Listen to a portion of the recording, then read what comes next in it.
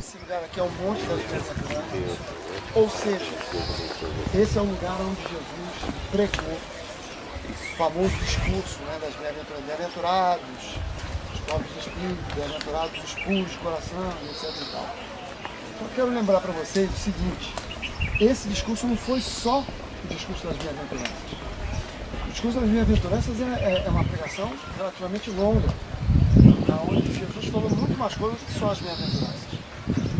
Ali é um discurso, na verdade, difícil da maioria dos intérpretes modernos conseguirem compreender, porque é talvez o discurso de Jesus mais difícil de entender, porque é um discurso de transição da lei para a graça. As bem-aventuranças em si não são, como muita gente pensa, um discurso da graça. É um discurso de transição da lei para a graça.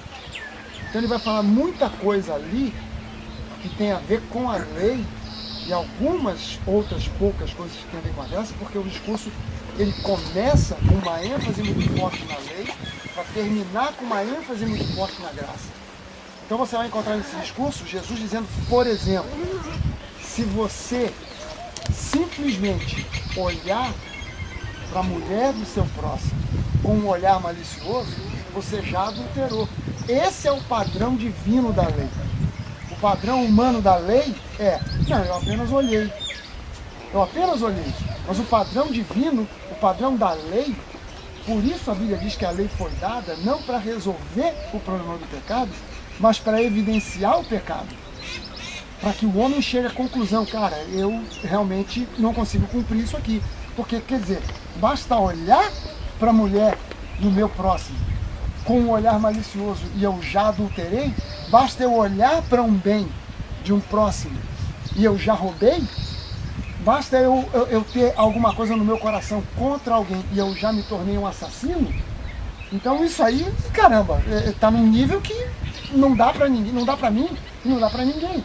Então Jesus mostra isso: é preferível você arrancar o olho para entrar no céu caolha do que com os dois olhos ir para o inferno. É preferível você amputar a sua mão direita do que com as duas mãos você ir para o inferno e entrar no céu sem um braço, do que com os dois você ir para o inferno. Então isso é Jesus mostrando a evidência do peso da lei.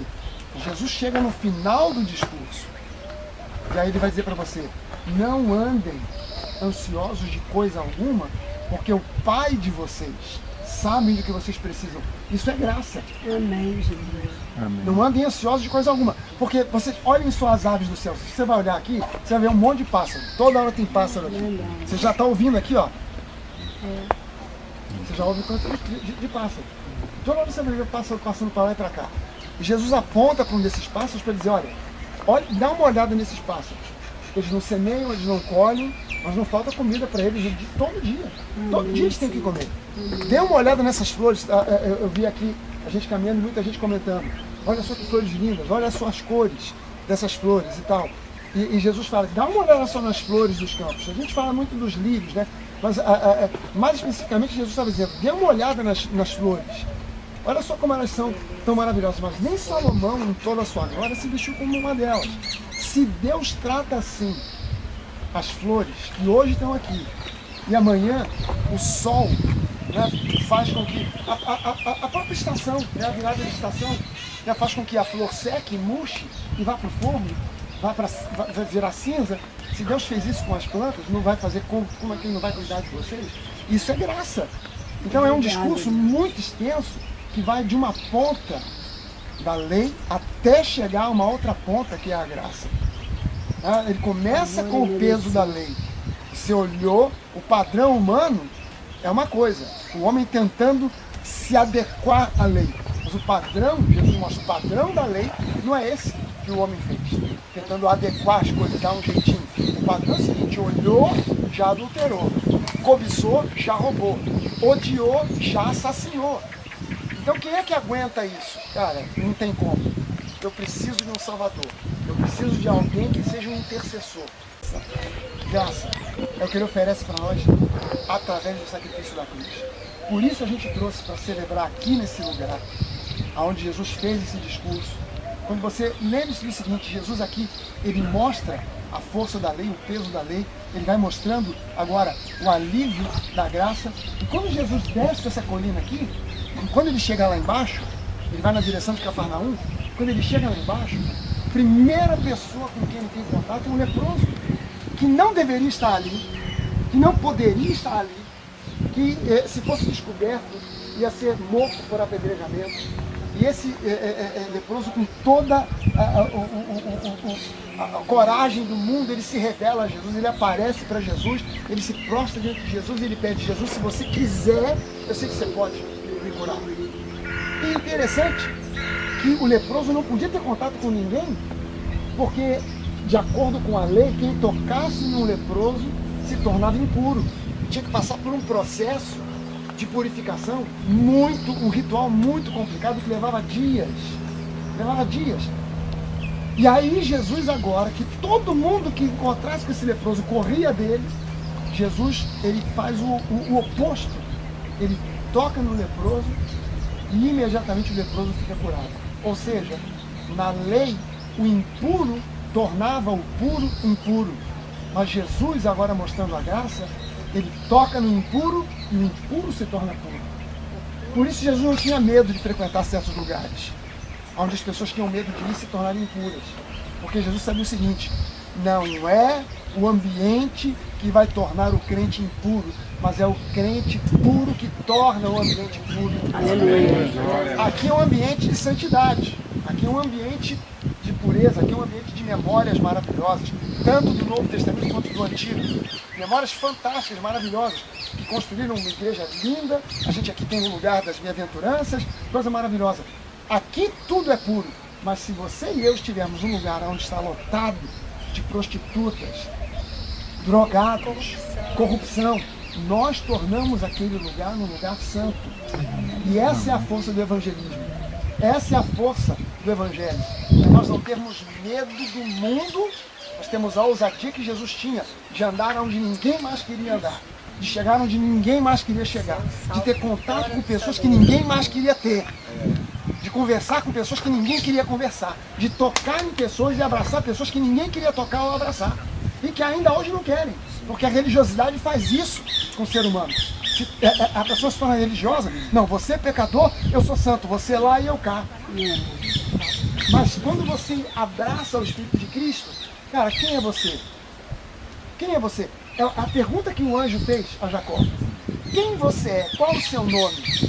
É óbvio que o anjo sabia o nome de Jacó. Claro que o anjo sabia. É óbvio. Mas ele perguntou: quem é você? E a Bíblia dizia: e Jacó, caindo em si, ele reconheceu Jacó, enganador, usurpador, fazedor de esquemas. Ele reconheceu quem ele era. Aí o anjo toca na coxa de Jacó. Nunca mais, olha só que simbolismo, nunca mais Jacó andou do mesmo jeito que ele andava. Andar na Bíblia tem a ver com o viver o dia a dia. Nunca mais Jacó andou do mesmo jeito, porque o anjo tocou na articulação mais forte, que é a articulação do quadril. O anjo tocou e nunca mais ele andou do mesmo jeito. E aí o nome dele mudou de Jacó, enganador, usurpador, fazedor de esquemas, para Israel. Israel, aquele que luta. Olha só como a pessoa interpreta errado. Aquele que luta com Deus. Deus está ali e eu aqui lutando com Deus. Não. Aquele que luta com Deus. Junto com Deus. E Deus luta por ele. Luta com ele. Amém. Mudou o nome de Jacó, mudou o caráter de Jacó. Quando Jacó sai daquele encontro, a Bíblia diz que ele estava indo ao encontro do seu irmão. Olha só o que Jacó, o enganador, fez. Mandou as mulheres e as crianças na frente. Porque se o irmão com raiva, com ódio, encontrasse a ele, matava. Mas primeiro matava as mulheres e as crianças e ele, metia o pé. Mas agora, Jacó passa à frente das mulheres e das crianças, ele olha, o irmão que queria matá-lo, ele olha e ele vai na direção daquele irmão, 7 vezes ele se prostra. O irmão olhou, Esaú, quando viu Jacó se prostrando, ele disse: aquele não é o Jacó que eu conheci. Jacó nunca se prostraria 7 vezes, pedindo perdão. Nunca ele faria aquilo. Esse Jacó não é aquele que eu conheci. Ele mudou. E a Bíblia diz que os dois, quando se encontraram, talvez Jacó esperasse um estrangulamento, uma facada. Esaú abraça e os dois choram copiosamente aquele encontro. Porque Jacó havia mudado de Jacó para Israel. E essa ceia fala disso. Se você ainda não mudou de Jacó para Israel, você não teve um encontro pessoal com Cristo. Se você não mudou o seu modo de andar, você ainda não teve um encontro pessoal com Cristo. Porque quando você tem um encontro pessoal com Ele, o seu modo de andar muda.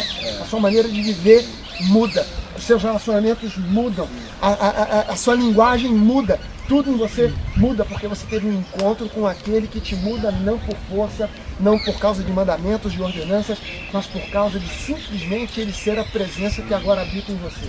Aleluia. Vamos participar da ceia então? Eu vou convidar você. A passagem, né? E a gente tem falado isso, mas esse lugar realmente é um lugar, como o pastor Mauro falou, muito especial. Um lugar que Jesus ele sai da tentação dele, é batizado, vai para a tentação no deserto, isso está em Mateus capítulo 4. E o que acontece aqui está registrado em Mateus capítulo 5, capítulo 6 e capítulo 7. Por que é importante a gente estar trazendo esse contexto para vocês? Nós viemos agora do Mar da Galileia, passamos por ali, né? Você já conhece ali aquela região. Então, aqui Jesus foi separando os discípulos dele. Capítulo 4, quando chega aqui no verso de número 12, vai falar um pouquinho sobre o início do ministério de Jesus, verso 13. Saindo de Nazaré, ou seja, lá daquela cidade do Monte Precipício que nós fomos ontem, você deve estar lembrado que o pastor Maurício falou, olha, depois que Jesus saiu daqui, Jesus se mudou lá para aquela região, né, da Galileia. Saindo de Nazaré, Jesus agora se muda para cá no capítulo 4, a gente vê isso. No verso número 5, no próximo não está, agora foi, né? Mudou-se para Cafarnaum, junto ao mar da Galileia. No verso 18 vai dizer assim, os primeiros discípulos foram chamados. Enquanto andava à beira do mar da Galileia, nós passamos, Jesus viu os irmãos Simão também, então ele começou a chamar, e disse Jesus, sigam-me e eu vos farei pescadores de homens. Jesus agora começa a viajar sobre as sinagogas e falar nas sinagogas e ensinar, e a Bíblia diz que multidões o seguiam. A gente vê isso aqui no capítulo de número 4 do Evangelho de Mateus, né? Verso 23, Jesus viajou pela região da Galileia, ensinando as sinagogas, ensinando as boas novas do reino, curando todas as pessoas de todo tipo de doença. E chega no capítulo 5, Jesus inicia o Sermão da Montanha. Naturalmente ele deve ter subido com a turma. A galera estava assim, igual a gente sentado, né? E Jesus falando com a turma. E Jesus começa com o Sermão das Bem-aventuranças. Ele vai falar logo de cara para a galera, né? Ele anuncia as boas-vindas. Felizes, bem-aventurados. E Jesus vai falar para a gente assim. Ele começa falando, felizes, bem-aventurados os pobres de espírito, porque o reino dos céus lhe pertence. Bem-aventurados os que choram, porque serão consolados. Bem-aventurados os humildes, porque herdarão a terra. Felizes aqueles que têm sede e fome de justiça, pois serão saciados. Felizes os misericordiosos, porque serão tratados também com misericórdia. Bem-aventurados os que têm coração puro, porque verão a Deus. Bem-aventurados aqueles que promovem a paz, porque serão chamados filhos de Deus. Bem-aventurados aqueles que são perseguidos por causa da justiça, porque verão, né, o reino de Deus lhe pertence. E ele começa a ensinar, ele vai falando sobre várias coisas. Ele traz o ensino sobre o sal da terra e luz do mundo. É aqui que Jesus vai falar sobre isso. Vocês são o sal da terra, vocês precisam fazer a diferença. Porque de que valeria o sal se não trouxesse sabor às coisas? Jesus mostrando, né, não valeria de nada. Jesus, ele vem de alguma maneira falar que ele não veio abolir a lei, ele veio cumprir a lei, ele veio cumprir aquilo que fora dito pelos profetas. Porque Jesus veio, ele veio em cumprimento. A gente pode ver essa questão, e a gente entra na nova aliança, agora com uma nova aliança, e nós cremos que agora é a aliança. Jesus vem falar sobre adultério, Jesus vai falar sobre vingança, Jesus vai falar sobre a maneira que nós devemos tratar os nossos inimigos. Ali capítulo 5, falando o seguinte, 5:43, vocês ouviram o que foi dito, ame o seu próximo, essa era o que falava a lei, né? E odeie os seus inimigos. Eu, porém, lhes digo, amem todos os seus inimigos, orem por aquele que vos perseguem, desse modo vocês agirão como verdadeiros filhos de Deus. Ou seja, ele acaba amplificando a lei. Jesus acaba trazendo para a gente em amor, ao contrário do que a gente pensa, que a gente está agora na graça, a gente não precisa mais. Não, muito pelo contrário. Ele traz para a gente uma responsabilidade maior de seguir fazendo aquilo. Ele vai falar sobre oração. Capítulo 6, ele vai falar quando vocês orarem, né? Não sejam como aqueles hipócritas que gostam de orar em público, nas sinagogas, repetindo e tal. E ele aqui ensina para a gente, no capítulo 6, versículo 9, a oração do Pai Nosso. E ele vai dizer para a gente, Pai Nosso que estás no céu. Perceba que a primeira coisa que Jesus faz nessa oração é nos incluir como filhos. Na antiga aliança nós éramos servos. E agora, a partir daqui, Jesus fala, quando vocês orarem, veja a Deus como Pai. Da mesma forma que Ele é meu Pai, Ele também é Pai de vocês. Então ele fala, Pai Nosso que estás no céu. E ele começa a fazer a oração do Pai Nosso, santificado seja o teu nome. Venha o teu reino, seja feita a tua vontade, assim na terra como nos céus. Dai-nos hoje o pão para esse dia, perdoa as nossas dívidas, assim como nós perdoamos aos nossos devedores. Jesus ensina essa oração para a gente aqui nesse monte. Jesus nos inclui, né, trazendo um evangelho inclusivo a todas as pessoas, ainda os imperfeitos, como nós, né, éramos sem Jesus. Jesus vai ensinar aquilo que o pastor Maurício muito bem falou, no capítulo 6, verso 25. Ele vai falar sobre as nossas ansiedades. Não andem demasiadamente preocupados com a vida. Deus vai cuidar de vocês. Deus está cuidando daquilo que está lá no Brasil. Deixa eu fazer só uma interrupção. Fala, pastor. Vocês perceberam aqui que o Jorge Milhões de bem-aventurados? Bem-aventurados, por exemplo, os que têm fome e sede de justiça, porque serão. Exato. Porque serão, tudo está no futuro. Sim. Porque serão chamados para se pegar. Porque serão chamados, tudo no futuro. Você está percebendo que ele está falando de uma transição, Sim. de uma coisa, porque vocês depois serão. Agora vocês não são, mas serão. Ou seja, depois da cruz, depois do sacrifício feito. Então ele está mostrando essa transição, por isso que é difícil de interpretar. Olha a oração do Pai Nosso, venha o teu reino, mas ele mesmo já tinha dito, olha, o reino está aqui. Mas vocês vão agora perceber que o reino já chegou quando olharem para a cruz. Então ele está falando dessa transição, por isso que é difícil de interpretar. Eu estou falando para vocês de coisas aqui que tem gente que nem em seminário de pastor aprende isso. Se você falar isso para muito pastor, o cara vai olhar para você, tá mesmo? É verdade. Mas é um texto difícil às vezes, que se torna fácil quando Sim. você entende, é uma transição de uma fase, de um período, de um tempo para um outro. Toca a bola, Jorge, desculpa. Não, cara, Não resiste, não resiste. Não, cara, mas Caiu bem. tu sabes que a gente vai, o Espírito Santo vai trazendo as coisas na hora pra gente. Você sabe naquela igreja que nós estávamos ontem, lá na igreja da Natividade, e é uma igreja que os católicos, eles amam aquela igreja, porque é uma igreja quase que ali em homenagem a Maria, né? Maria é a grande personagem daquela igreja. Tanto que no hall ali da igreja você tem vários mosaicos de Maria, né? Falando sobre essa questão. E o Espírito Santo me trouxe uma revelação ali. Eu falei com vocês, não tinha nada preparado, nunca li em lugar nenhum aquilo que eu falei com vocês ontem, nunca vi ninguém falar. Né? O Espírito Santo trouxe ao meu coração uma coisa que eu dividi com vocês, que eu aprendi também. O foco para nós protestantes, né?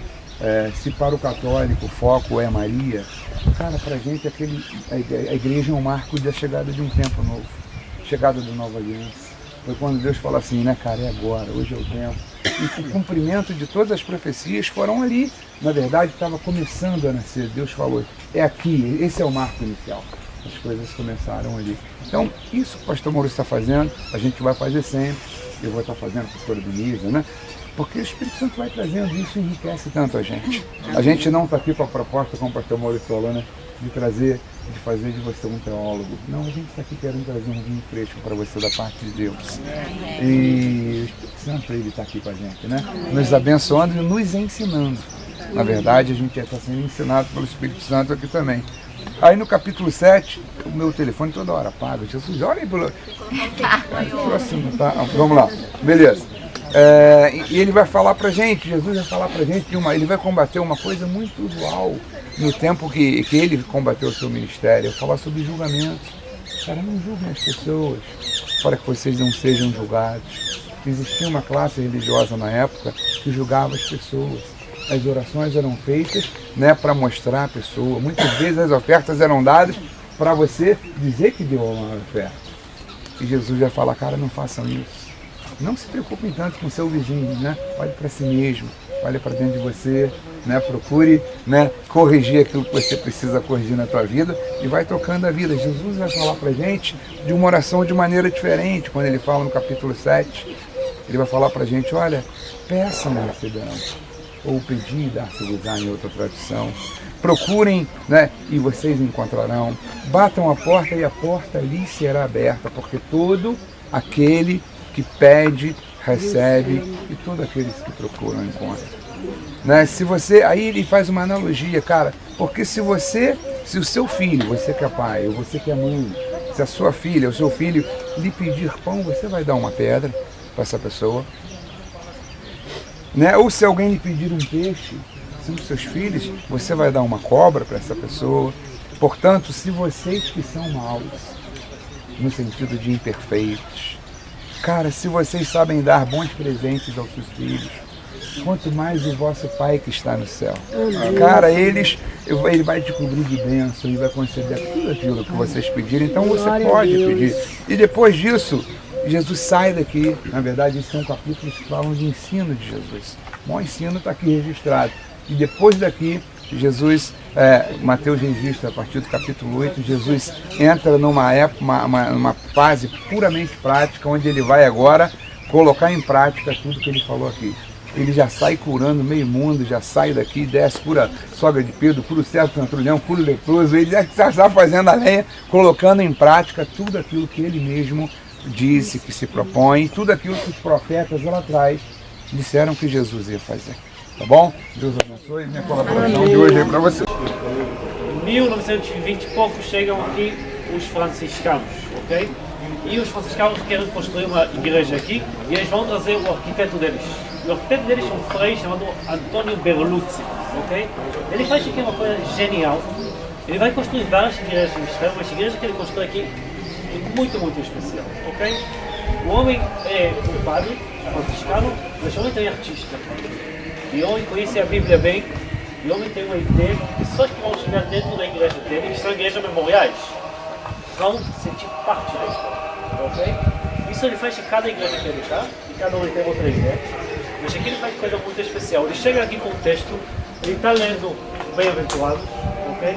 E ele fala mesmo, eu não sei onde que aconteceu. Não sei se é um pouco mais para cima, um pouco mais para baixo, mas ele fala um contexto importante. Ele fala essa mensagem que Jesus fala aqui, não é só para os discípulos que estão aqui, é para o povo inteiro. E por causa disso ele escolhe esse lugar aqui, que ele fala, esse lugar é um tipo de um palco. Esse lugar tem uma vista linda. E a simbólica dele, ele está vendo Jesus falando e vendo o povo inteiro que está aqui na região do Barco da Direita, talvez pode Israel. Por causa disso ele escolhe exatamente esse lugar, tipo de um palco, para vocês também verem a vista que tem. A segunda coisa que ele faz, ele está lendo o texto, está vendo a arquitetura, está escutando pássaros, ele fala assim, Jesus não falou dentro de prédio, Jesus não falou dentro de igreja, Jesus falou na natureza. A igreja vai ser a natureza, e ele fala, vai ter aqui igreja de jardim. E mesmo vocês estão dentro agora da igreja, ok?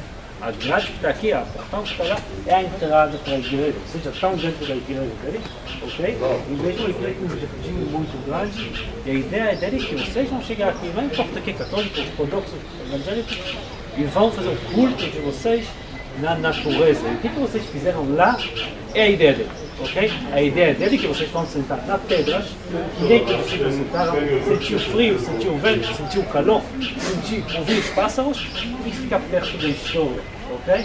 E também os católicos que estão aqui, vocês podem ver, as capelas deles, onde que eles fazem missas, estão fora, ok? Também 1, 2, 3, 4, está tudo fora. Aqui ninguém não faz culto, ok? E também vai construir uma igreja, um prédio assim no meio, assim, se tem chuva, coisa assim, mas é bem pequeno, você também não tem muito espaço lá.